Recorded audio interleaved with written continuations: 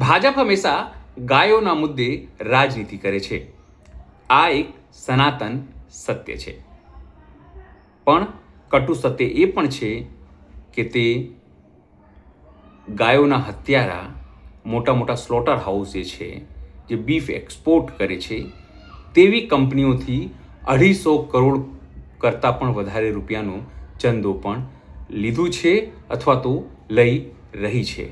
પણ લાગે છે કે આપણા નાના મુખ્યમંત્રી એટલે કે હર્ષ સંઘવીને આ વાતની ખબર નથી અથવા ખબર છે તો ન ખબર હોવાનું ડોળ કરે છે અને કહે છે કે ગૌ હત્યારાઓને છોડવામાં નહીં આવે. આ કોઈ મજાક છે? લોકોની ભાવનાઓ સાથે રમો છો? નમસ્કાર, હું છું ચિંતામણી પુત્ર અનિલ પટેલ. સ્વાગત છે આપનો અમારા વિશેષ કાર્યક્રમમાં.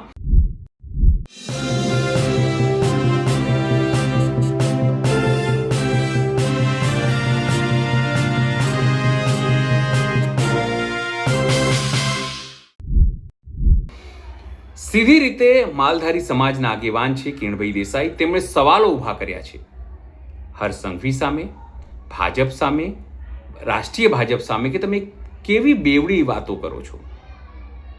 મોટા લોકો પાસે તો કરોડો રૂપિયાનો ચંદો લો છો, ચૂંટણી જીતો છો અને પછી સુફિયાણી વાતો કરો છો.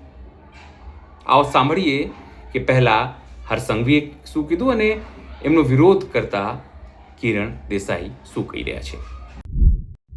આ ગૌ હત્યારાઓની સામેની લડાઈમાં તમે સૌ માલધારી ભાઈઓ સહયોગ આપશો કે નહીં? એ મારી માતાઓ સહયોગ આપશો કે નહીં? એ આટલા વર્ષથી તમે સૌ લોકોએ આ ગૌ માતાની રક્ષા કરવા માટે જે કામ કર્યું છે ને, એ તમારા સૌના સહયોગમાં આપણી જ ભારતીય જનતા પાર્ટીની સરકારે આપણા નરેન્દ્રભાઈએ ગૌ હત્યાની સામે સૌથી પહેલો કાયદો એ આપણા ગુજરાતમાં લાવ્યો હતો. અને આ કાયદો આવતાની સાથે વટ કોનો પડ્યો ભાઈ? કોનો વટ પડ્યો? અને એ હવે વટ મજબૂત પડવો જોઈએ કે નહીં? હજી આગળ વધવાનું છે કે નહીં? જય ગૌ માતા મિત્રો, હું કિરણભાઈ દેસાઈ, આમ આદમી પાર્ટી માલધારી સેલ પ્રદેશ પ્રમુખ. આજે ફરીથી માનનીય નાયબ મુખ્યમંત્રીને હર્ષભાઈ સંઘવીને ગાય માતાની યાદ આવી. આ ભાજપ વાળાઓને વર્ષોથી ગાય માતાના નામે રોટલા શેકવાની ટેવ પડી ગઈ છે મિત્રો. ખૂબ સમજવાની છે, જરૂર છે. માનનીય મુખ્યમંત્રી નરેન્દ્ર મોદી સાહેબ જે અત્યારે હાલમાં વડાપ્રધાન છે, એ જ્યારે મુખ્યમંત્રી હતા ને ત્યારે પણ આવું જ બોલતા હતા. એક પણ કસાઈઓને છોડવામાં નહીં આવે, એક પણ કસાઈઓને અમે છોડીશું ને, એક પણ ગાય માતાનું લોહી આ ધરતી પર વહેવા નહીં દે, ગુજરાતની ધરતી પર. પણ જ્યારે માનનીય મુખ્યમંત્રી નરેન્દ્ર મોદી સાહેબ જ્યારે અત્યારના હાલના વડાપ્રધાન છે ને, ત્યારથી આ ગૌ હત્યાનો સિલસિલો ચાલુ થઈ ગયો છે. ગુજરાતમાં ખુલ્લે આમ આપણે વારે ઘડીએ એવા દ્રશ્ય જોઈ રહ્યા છે કે કસાઈઓ પોતાની ગાડી લઈને આવે અને ગાય માતાની હત્યા કરે અને ગાય માતાને લઈ જાય છે.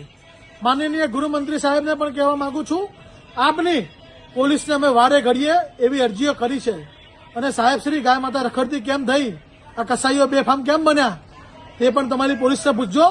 અને આ બે પગવાળા તમારા આખલાઓ જે ગાય માતાના ગૌચર ચરી ગયા ને, એટલે ગાય માતા રોડ ઉપર આવી છે અને આ કસાઈઓ લઈ જાય છે. અને બહુ જ આપણે વચન આપ્યું છે ને, તો ચાલો આપણે બંને સાથે મળીને આ વચન નિભાવવા સાથે. હું તમને બતાવું કે ગુજરાતમાં તો કસાઈઓ ખુલ્લેઆમ ફરી રહ્યા છે, પણ આપની એએમસીમાં આજ પણ આપને પણ લેટર લખ્યો છે, માનનીય વડાપ્રધાનને લખેલો, માનનીય ગૃહમંત્રીને પણ લખેલો. 55,000થી વધુ ગાય માતા ગુમ છે. અને થોળમાં તાજેતરમાં 6-8 મહિને થઈ ગયા ત્યારે આપના મહેસાણા કમિશનર સાહેબને પણ અમે લેટર લખીને એ ગુનેગારના ત્યાં ગાય માતાની હત્યા ખુલ્લેઆમ થઈ રહેલી તેને પણ તેની પર ફરિયાદ નોંધવામાં નથી આવી. એટલે માનનીય મુખ્યમંત્રી સાહેબ, નાયબ, ખાલી ફાકા ફોજદારીને ગાય માતાના નામે રાજકારણ બંધ કરી દો. તમને કાયમથી ટેવ પડી ગઈ છે, પણ જો ગાય માતાની બુરીમાં બુરી હાલત થઈ હોય તો તમારા રાજમાં થઈ છે. આજે ગાય માતા રખડતી થઈ છે, તમારા રાજમાં થઈ છે.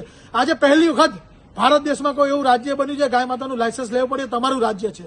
અને ખુલ્લેઆમ કસાઈ ફરી રહ્યા છે, એ તમારું રાજ્ય છે. એટલે માનનીય ગૃહમંત્રી સાહેબ, તમારા મોઢે ગાય માતાની વાતો સારી નથી લાગતી. ગાય માતાની હત્યા કરનારી અને ગાય માતાની ખુલ્લેઆમ માંસ મટન વેચનારી કંપની, અલાના કંપની જો તમે 250 કરોડ ફંડ લીધું છે, એ ભૂલી ના જશો. હવે તમે આ વાતો બંધ કરી દો. તમે ખુલ્લા પડી ગયા છો અને હિન્દુ ધર્મના લોકો તમને જોઈ રહ્યા છે કે તમે ગાય માતાની હત્યા કરી રહ્યા છો અને ગાય માતાના ગૌચર તમારા ભાજપના બે આખલાવાળા પગવાળા આખલાઓ ગૌચર ચરી ગયા છે. એટલે અમારી બે હાથ જોડીને વાત વિનંતી છે, જો તમે ખરેખર ટાંટિયા તોડવાની વાત કરતા હોય તો ચાલો અમે તમારી સાથે છીએ. ગાય માતા કેટલી જગ્યાએ કસાઈઓ ખુલ્લેઆમ લઈ જાય છે, અમે તમને બતાવીએ. ગાય માતાના હિતમાં અમે આજે પણ તમારી જોડે ઉભા છીએ અને કાલે પણ ઉભા રહીશું, પહેલા પણ ઉભા છીએ. પણ સાચી વાત કરો, ખાલી લોકોને મૂર્ખ બનાવવાની ને ફાંકા ફોદારી કરવાની વાતો બંધ કરી દો. જય હિન્દ, જય ગૌ માતા. આ વાત સાંભળીને આપણે શું લાગે છે જરૂરથી મારા કોમેન્ટ બોક્સમાં કોમેન્ટ કરજો. એ સિવાય અમારી યુટ્યુબ ચેનલ લાઈક કરો, સબસ્ક્રાઇબ કરો, બેલ આઇકન દબાવો. સાથે અમારી વેબસાઇટ છે www.gujaratplus.in, ત્યાં પણ જઈને તમે વધુ અપડેટ થઈ શકો છો. અત્યારે માટે બસ આટલું જ. નમસ્કાર.